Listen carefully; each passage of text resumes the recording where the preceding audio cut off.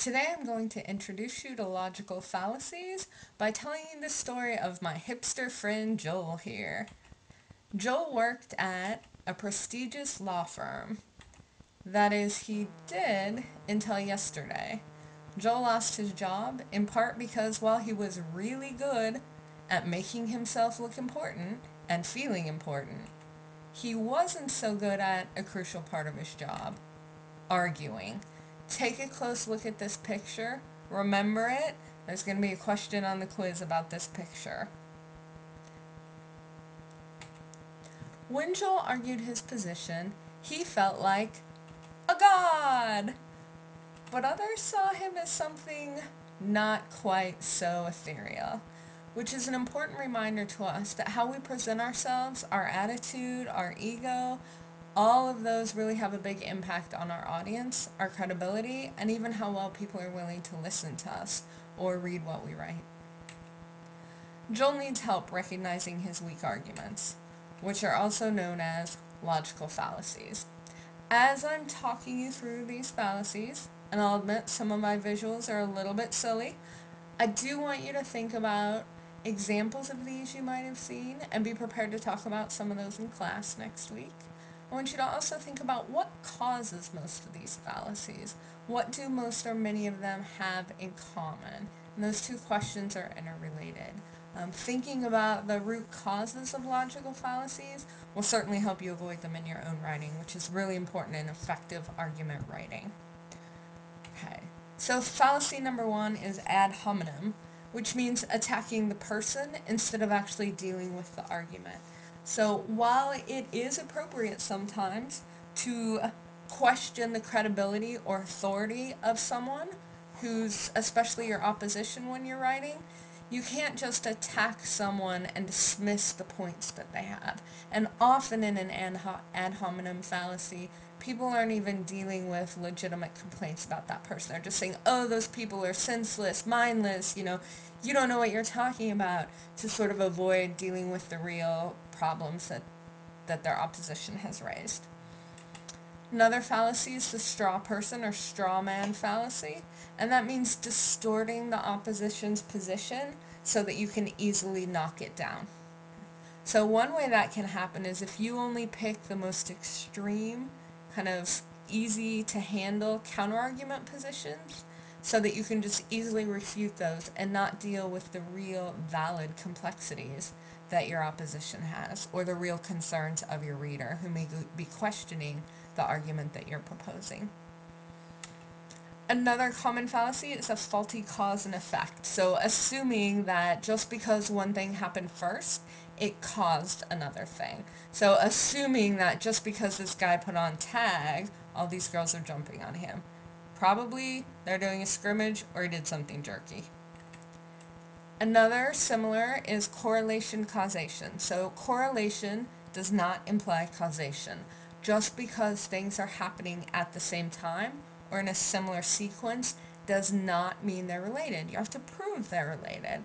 So it is unlikely that an increase in global temperatures has any cause on the decrease in the number of pirates, right?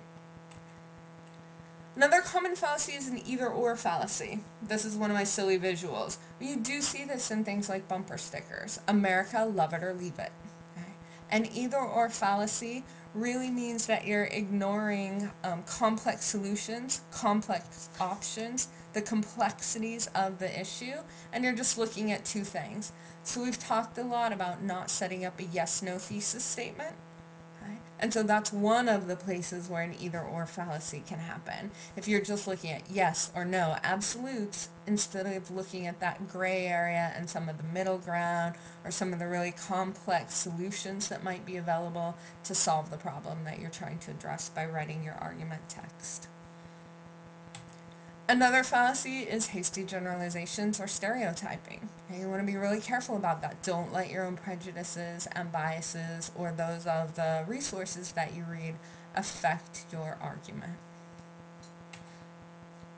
Another logical fallacy is non sequitur. I see that one quite often. So it's things like, video games cause violence, cause violent behavior, lead to school shootings. there's a lot of missing links to make that argument happen, and links that can't necessarily be established.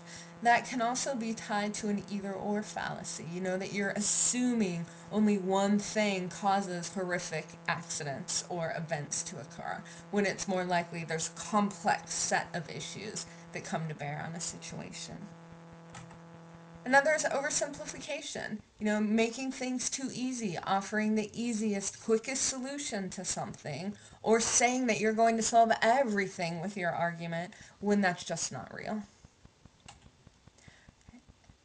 Another is the slippery slope. So don't buy Susie the world's most outdated iPod, because then she'll start listening to rock and roll and she'll smoke crack and she'll join a gang and her life will go downhill and nothing will go well. So avoid those slippery slope arguments. Don't, suggest to your reader that there's this spiraling out of control series of events that's going to happen.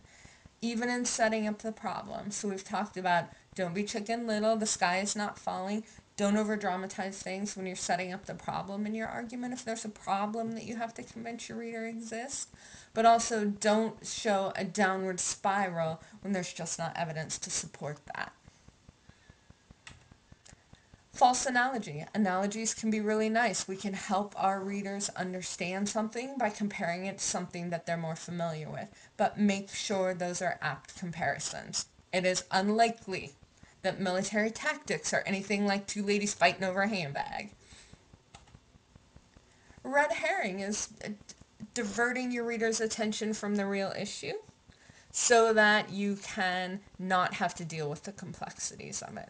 Okay. Oh, we can't worry about the environment. We're in the middle of a war. You see this in funding sometimes. Why can't we have more money for education if we're funding the military when there's not necessarily the money all coming from the same pots? You want to be really careful that you deal with the issue, deal with it in depth, and don't just try to distract your reader or get distracted yourself by something that's not necessarily tied right in there.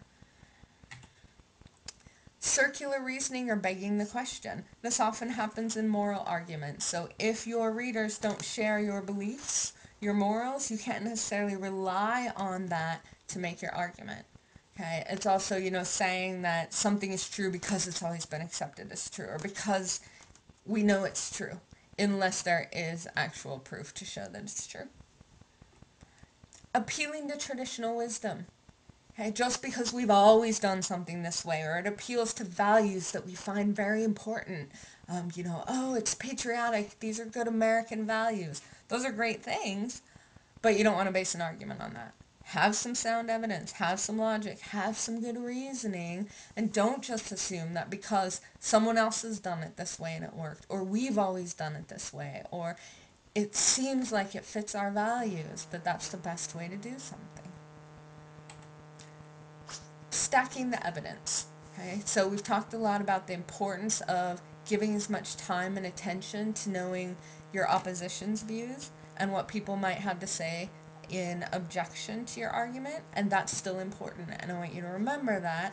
I don't really worry about us not including counter-argument at all, but to realize that even for our smaller claims within an argument, you want to make sure that you're not stacking the evidence for any individual point. If there are complexities, if there's opposition to that sub-point of your argument, lay it out and deal with it. It will only make your argument stronger and your credibility more enhanced.